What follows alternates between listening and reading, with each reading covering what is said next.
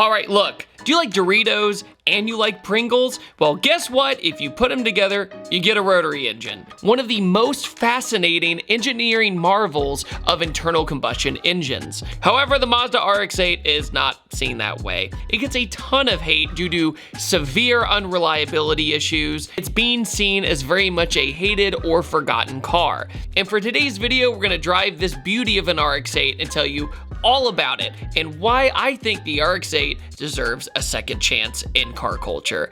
Is it as cool as the RX-7? No, of course not. But I do think the RX-8 has some great things about it. So buckle your seatbelt and let's go for a drive.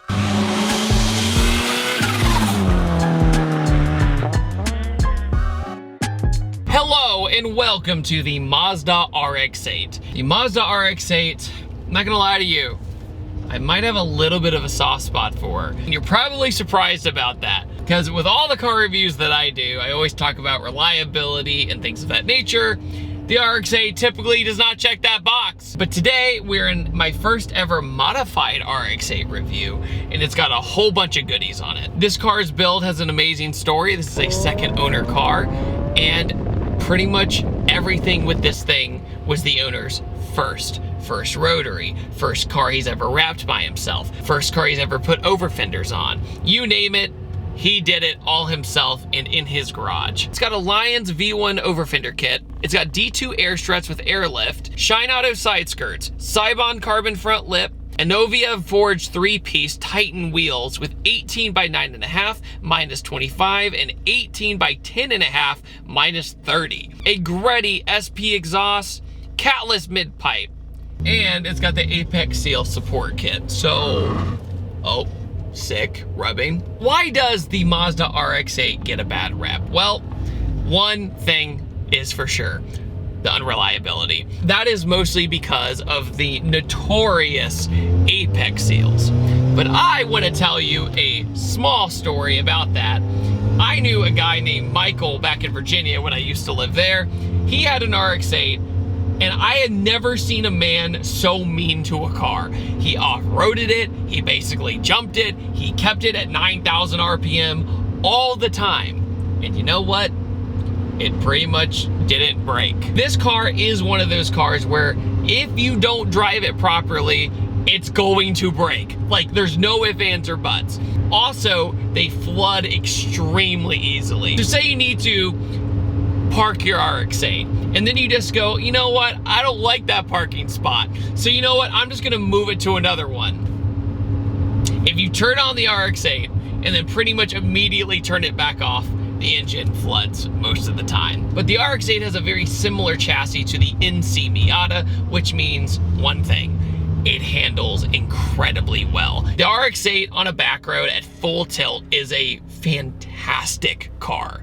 Like, absolutely fantastic. Plus, it has the cool doors in the back, so you can actually fit somebody back there if you know, convince them to. And the RX-8 I have a ton of experience in because one of my high school friends, Logan, had one, and we beat the snot out of it. Unfortunately, his motor blew up in that as well. Oh.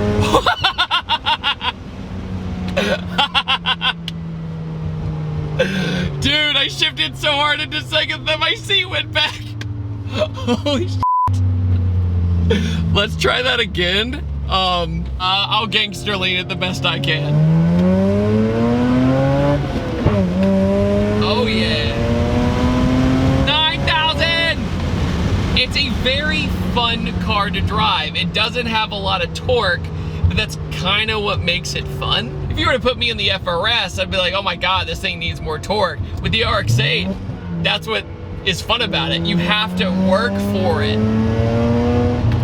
I also had another friend named Jordan in college who I'd always get a call from going, David, I think my RX-8's messing up. And look, I was not a mechanic, but it would always flood because he would park it in that exact same way I told you.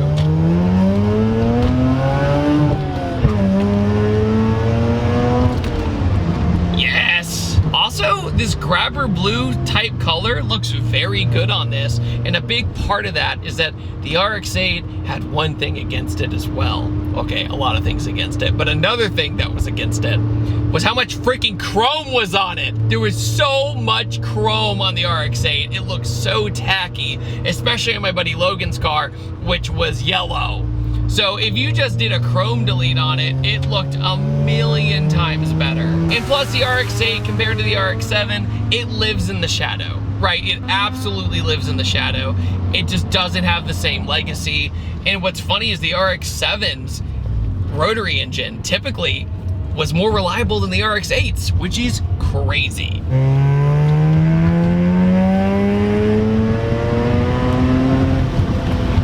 That's so much fun. I don't care what anybody says. It's so much fun to rev this thing out, dude. That backfire though. Also, I'd like to add that this was a 1.3 liter engine and got some of the worst gas mileage ever Mazda has ever made. That backfire, man. That first to second's really fun. And the thing is, the first gear's usable because you can reel it out to 9,000 RPM. But it's not the same as like an S2000 or a Honda motor that revs out, because the rotary has this very peculiar feeling. It feels very strange.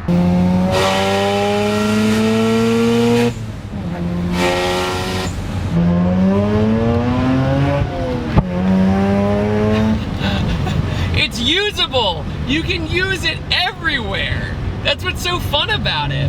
And when you're on like a mountain road, dude, these things are just a hoot. And you can tell when you rev it out, it likes it. It likes it. I mean, he kind of disproved some of the reliability stuff because he drove this all the way to Gatlinburg for Slam It Up. I'm in Wisconsin, by the way, for Fitment Industries. He drove this all the way to Gatlinburg, Tennessee and back. And that's pretty amazing with a car that has the reputation of never working ever. Woo!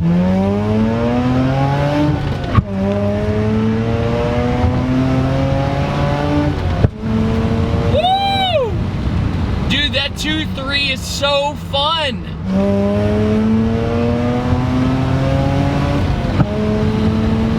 Yes!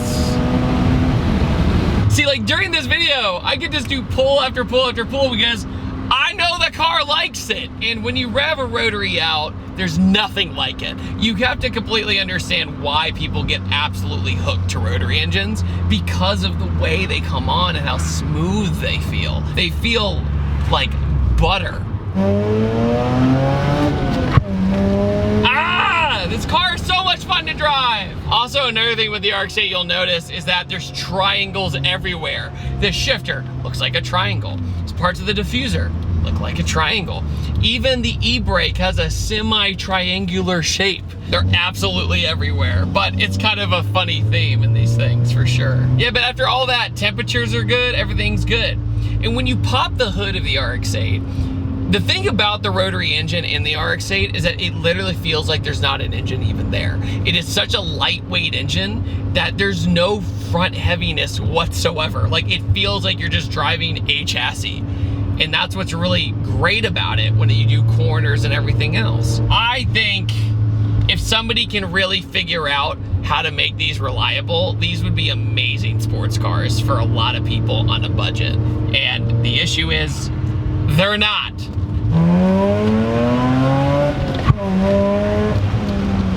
All right, guys, what do you think about the Mazda RX-8? Do you think it deserved a second chance or anything along those lines? I think it does, because even though this is slammed out on bags and everything else, it still had an amazing time. The last one I drove was literally basically bone stock, and I had a fantastic time. But yeah, these things are a ton of fun as long as you're mean to them, which is very ironic. And on that note, I upload on Tuesdays, Thursdays, and Sundays, and I will see you guys next time, and take it easy. Have a wonderful day. Goodbye. This video is brought to you by Patterson Car Care. Get double of premium original detail product for half the price. Head over to PattersonCarCare.com or go to the link in the description below.